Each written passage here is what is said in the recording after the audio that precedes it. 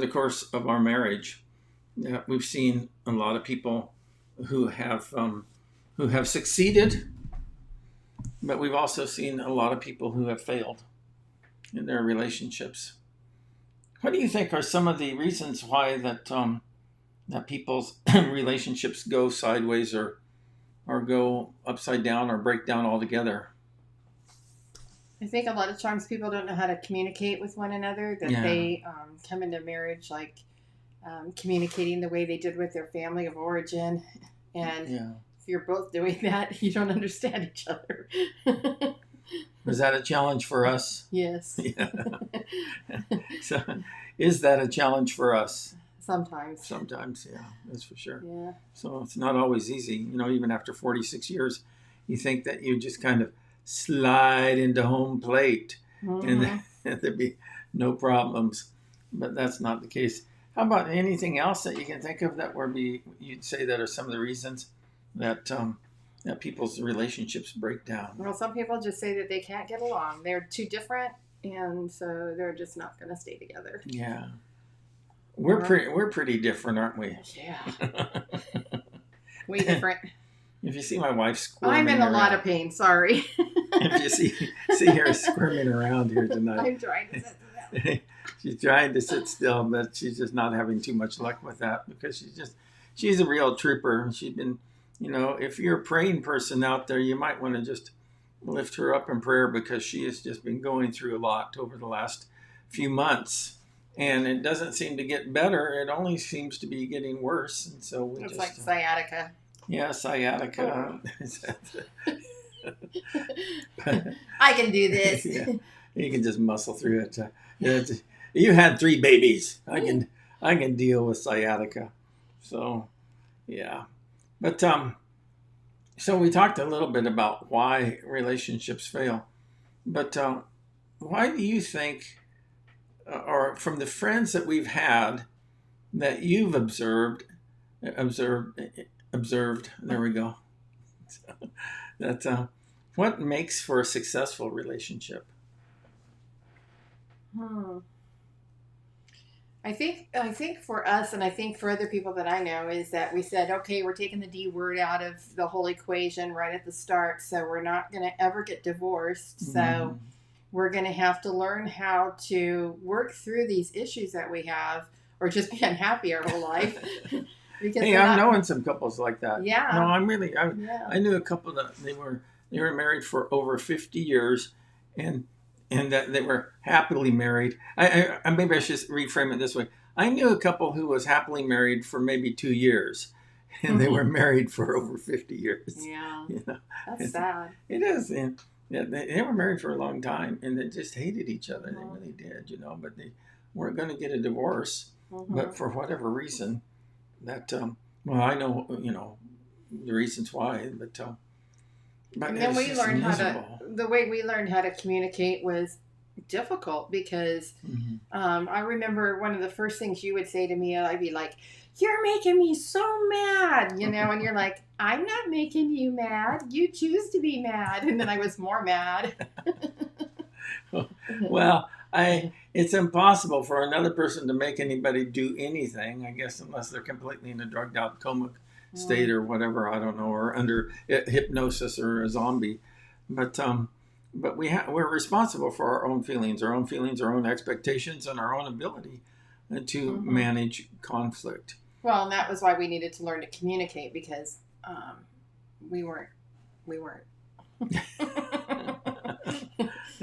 It wasn't all bad. It wasn't all bad, but we did have to learn to communicate. Yeah, we did. That's for sure.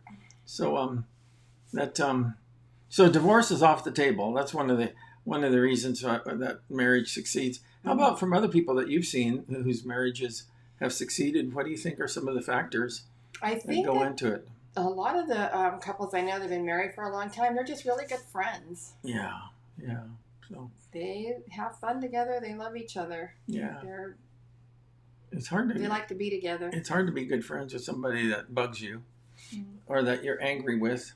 Right. And that and so that's one of the reasons why it's important to kind of work this stuff out. I want to just share with our audience here 5 signs that are indicators that your relationship has gone sideways or is going sideways.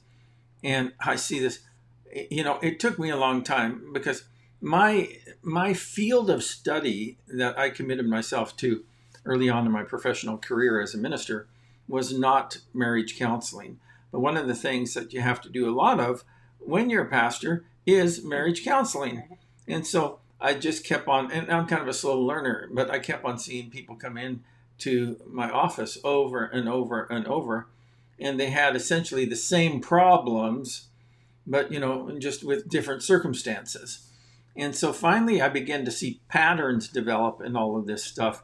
And this is what I would like to share with you here tonight. One of the signs that I believe that is a sure sign that your relationship has gone sideways or is going sideways is blame. That in every sideways relationship, blame, not love, takes the center stage. What do you think about that? I mean, why is it so easy for us to get trapped into this thing about blame? I think it's just natural. Yeah, human nature to finger point, that to blame it on someone else. Every couple who ever walked through my doors, and like I said, it's always the same. And I was psychic. I could tell what the problem was before they could come in. That she would say, if only he would change, then I would be happy. Then I would ask him, well, if only she would change, then I would be happy. And it took me a long time to figure out what really is going on here. And what really is going on in that situation is blame. And that and that's true.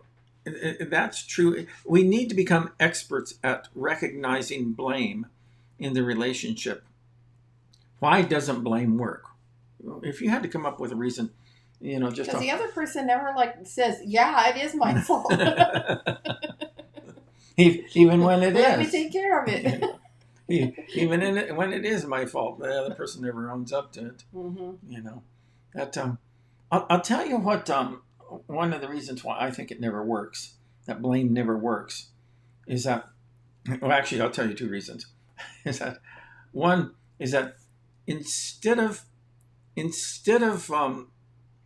blame, love puts us on the same team. Blame puts us on the opposite teams.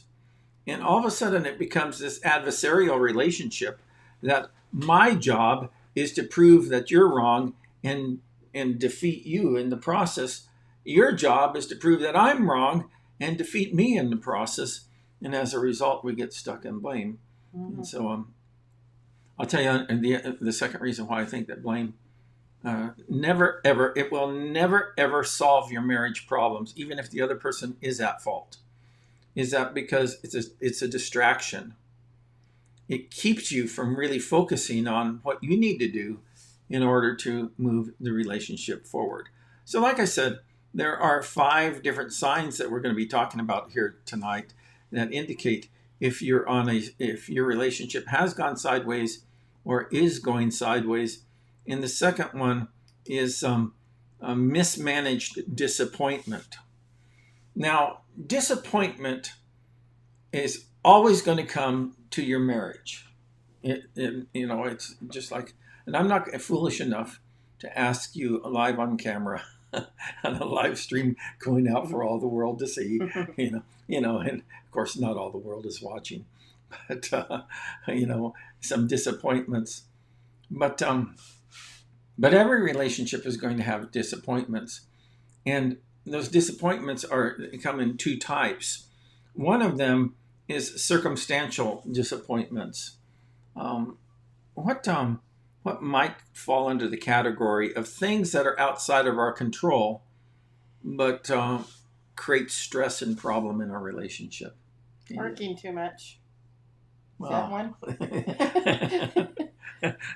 I guess that's a circumstantial, I don't know if that's circumstantial or an offense.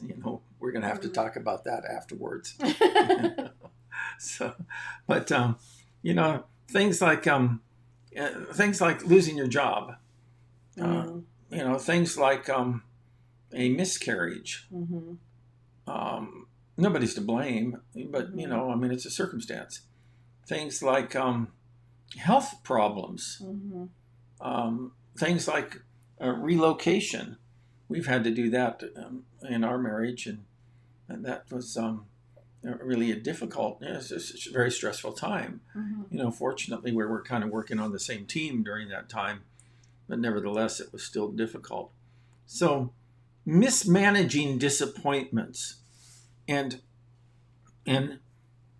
the first indicator that you're mismanaging a disappointment, whether it's a circumstantial disappointment or a disappointment that is caused by an offense. What would be an example of a disappointment caused by an offense? Can you think?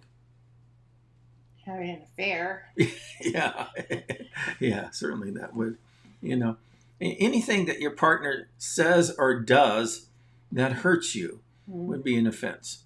And so, those things, those are disappointments. The first indicator that you're mismanaging your disappointments is blame. And I always, when I'm counseling couples, that that there's kind of like this equation that goes on, is that they're talking about, and you'll hear this statement oftentimes: "I'm not the bad guy here." But nevertheless, is that you are a person who needs to focus on how to bring health to the relationship. And so I'm going to just keep on going through. We said that there's 5 things that will indicate whether or not your relationship has gone sideways or is going sideways. And the third one, it's number 3. I shouldn't be able to just read my own notes.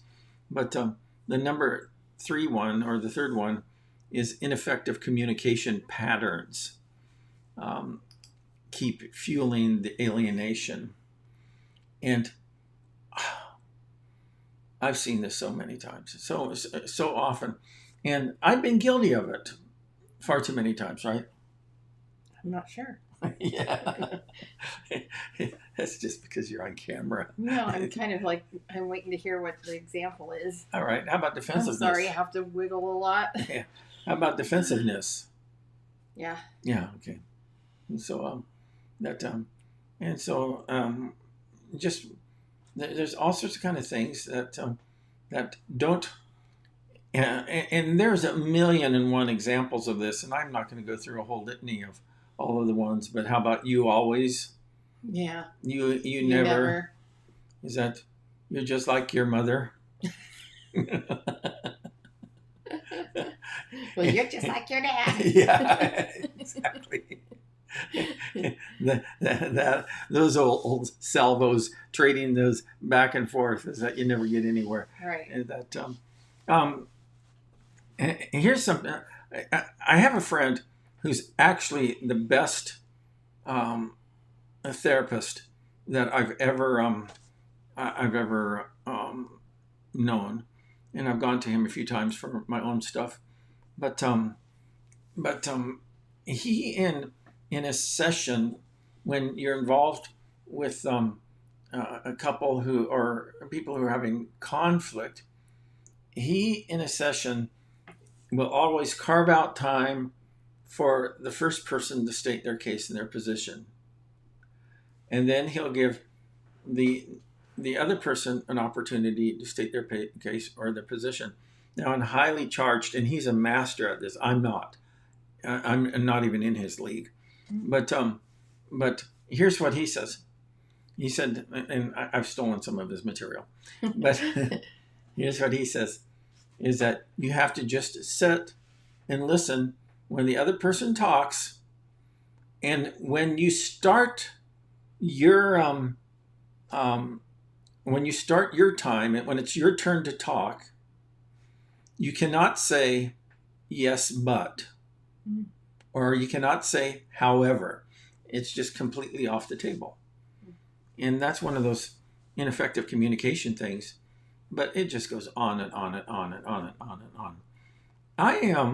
I really work hard to work with couples to help them to learn how, and just some tools to have in their toolkit Because if a person is generally of decent character, that that what their problem is not that they won't work to improve their relationships, is that they don't know how. And so I go ahead and I spend some time working with them and coaching them through on some tools that that I've, through my own professional studies and training and experience, have come up with, that can give people like a template or a track to rundown to help them to figure out how to work through some of the difficulties that they're having. And so we're talking here this evening about the 5 indicators that your relationship has gone sideways or is going sideways. The first one is blame. The second one is mismanaged disappointments. Actually, if I had to put them in a different order, I'd say mismanaged disappointments and blame. But the third one is ineffective communication patterns. And then the fourth one here, let me take this off the screen here. The fourth one is getting stuck in the cycle of dysfunction.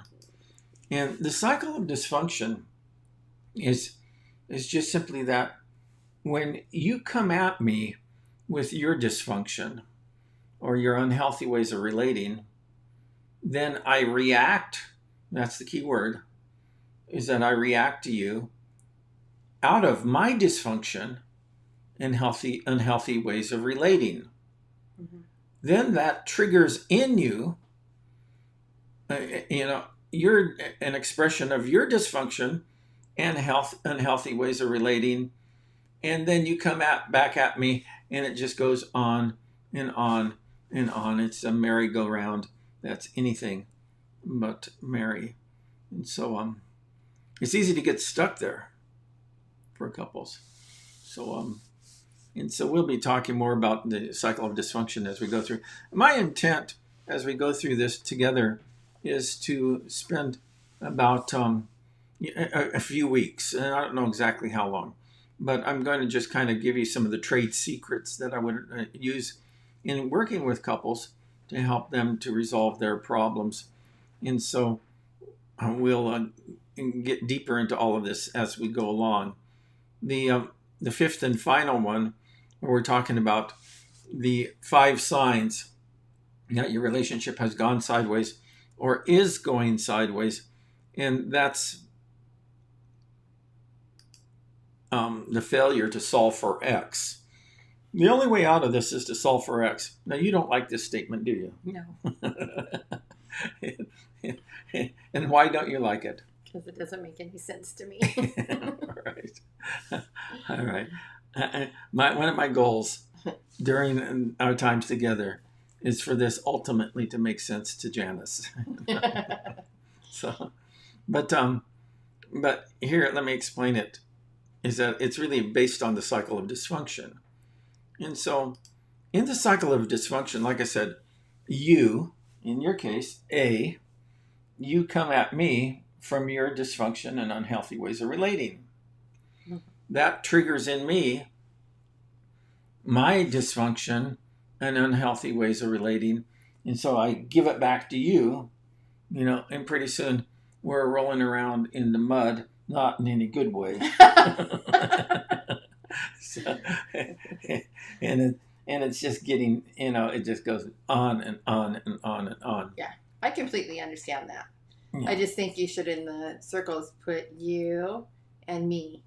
Yeah. Yeah. That's what I didn't understand. You already explained it to me, remember? I know, but I'm going to keep on using this. No, that's okay. I understand now. No, I understand that you understand it. So, but the reason why there's a smiley face here and an angry face is because dysfunction shows up in a relationship, and dysfunction. Listen to me carefully. Dysfunction shows up in a relationship wearing those 2 faces. So give me an example. No, this is an easy one. I'm giving you all the easy ones. Okay.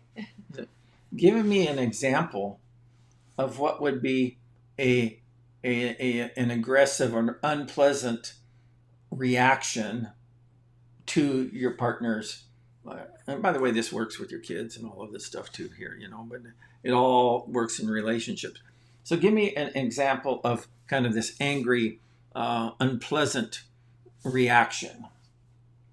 Can you think of, if I came at you with, or if you came at with, yeah, if you came at me with something that set me off, then how would you know if I'm coming back at you out of a angry or with a smart answer, sarcasm, smart answer, that, or anger, impatience, defensiveness,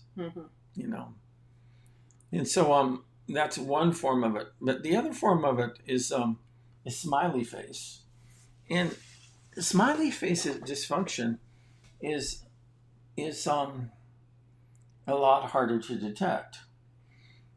Smiley face dysfunction is codependency. We say where you just where you go along to get along. You don't want to make anybody upset. You don't want to. It's not dealing with the problems that come up. Smiley face dysfunction, although I would kind of like say this is borderline, is passive aggressive. And that whatever, and so a smiley face dysfunction, and this can be a big problem in relationships, is essentially denial or pretending that everything is okay when it's not. This is the A side. That would be, in this case, Janice. The X side would be Carrie. When Janice comes at me out of her dysfunction or unhealthy ways of relating, that I keep the cycle of dysfunction going when I react to her, either with my unpleasant aggressive or my smiley face passive responses. Here's what solving for X looks like. So Janice comes at me with her dysfunction and unhealthy ways of relating. I decide that I'm going to disengage from it. And that doesn't mean that I walk out of the room or I shut down. Is that I'm not going to play the game. I'm not going to play the game of when you trigger me, that I'm going to come back and give you exactly what I've gotten. Hey, come on, we're on a live stream here. I'm so sorry. Water here? Yeah, there's a water here. Actually, the water here. Well, that's an old bottle of water. You want an old bottle of water?